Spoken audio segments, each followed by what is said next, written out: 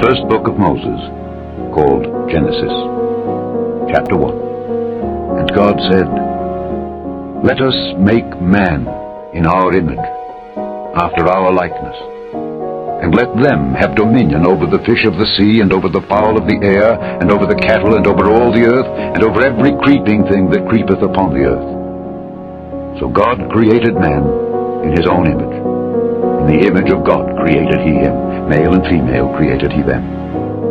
The Gospel according to St. John, chapter 1. In the beginning was the Word, and the Word was with God, and the Word was God. The same was in the beginning with God. All things were made by him, and without him was not anything made that was made. Psalm 14. The fool hath said in his heart, There is no God. They are corrupt, they have done abominable works. There is none that doeth good. The Epistle of Paul the Apostle to the Romans, chapter 1, who changed the truth of God into a lie, and worshipped and served the creature more than the Creator, who is blessed forever. Amen. The book of the prophet Isaiah, chapter 29. Surely your turning of things upside down shall be esteemed as the potter's clay. For shall the work say of him that made it, He made me not? Or shall the thing framed say of him that framed it, He had no understanding? The first epistle of Paul the Apostle to the Corinthians, chapter 1. For ye see your calling, brethren, how that not many wise men after the flesh, not many mighty, not many noble are called. But God hath chosen the foolish things of the world to confound the wise. And God hath chosen the weak things of the world to confound the things which are mighty. The first epistle of Paul the Apostle to the Corinthians, chapter 2. And my speech and my preaching was not with enticing words of man's wisdom, but in demonstration of the Spirit and of power, that your faith should not stand in the wisdom of men, but in the power of God. Howbeit we speak wisdom among them that are perfect, yet not the wisdom of this world, nor of the princes of this world that come to naught.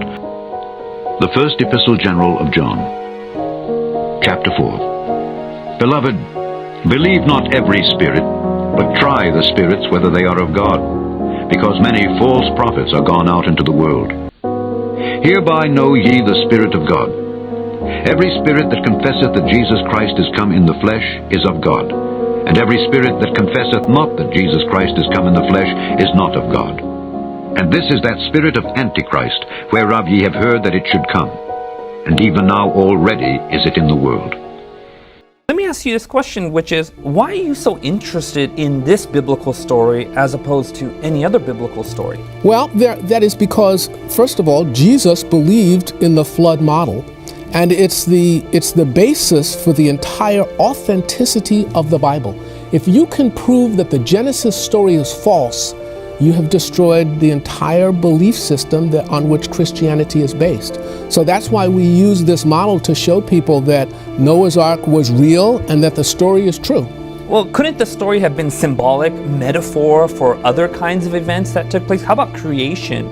Couldn't that have been symbolic or metaphorical in the language that's there? Well, it is possible, but when we look at the four postulates of creation and we compare them with the four postulates of evolution, only the postulates of creation have been observed.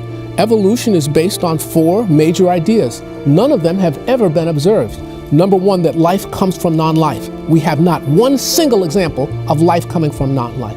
Number two, that all the life forms that we have today came from single-cell life forms.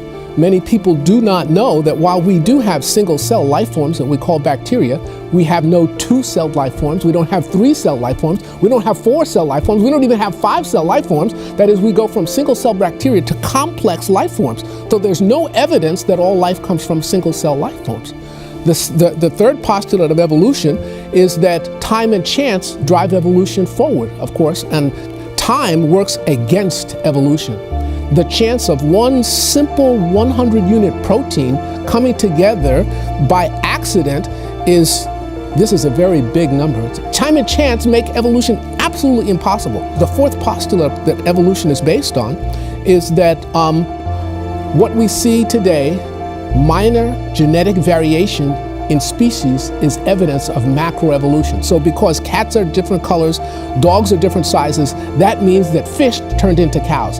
And of course, we know that that's not true because Mendel proved that all the genes that exist today, you can shuffle them around, but there are no new genes that were created. Let's think about the four major postulates of creation. Number one, where there's a design, there must be a designer. We see codes in DNA. Codes are evidence of intelligence because you have to translate from one language to another. We have not a single example of that happening by accident. Number two, that the Earth, the solar system, the universe, and the galaxy are young, measured in thousands of years, not millions or billions of years. Many times people ask me, they say, well, Major, you believe in a young Earth, a 6,000-year Earth. Can you show me that that's true without using the Bible? And I say, absolutely. What's the oldest living thing on the planet? The oldest living thing on the planet? Trees. How old are the oldest trees? 4,500 years. That takes us back almost exactly to the year of the flood. Life that we see today are the basic kinds of animals and plant life that were originally created. So we can test that. You can breed dogs, you can breed cats, but you can't breed cats with dogs. So there are limits to how far we can go. And lastly, that is, Earth experienced a worldwide flood in approximately 2500 BC, 1656 years after the world was created. The world is filled with limestone. Limestone is sedimentary rock. It precipitates out of water. The entire Earth was filled with water. Every mountain chain in the world, including Everest, has sea life on top of that mountain. The mountains rose out of the water, so we know that there was a worldwide flood. We're never supposed to see this, but world-ending biblical structures are coming out of hiding. Okay. So check this out. 2 weeks ago, archaeologists in Turkey apparently found archaeological evidence showing proof that the Bible is actually real and that the world could face a supernatural biblical ending with the date potentially already set. The Bible mentions one of the last locations Noah's Ark was left in was Turkey. And after archaeologists went there, they were terrified to discover a 5-15 feet creepy structure that was identical to the Bible's Ark that was buried deep underground. With the terrifying 3D scan done on site, researchers were able to see an actual human-made boat under the ground, with marine equipment and food found inside, as well as several other internal measurements lining up exactly to what the Bible details, and even showing artifacts like rivet and petrified deck timber, which are only materials that were used to build boats in ancient times.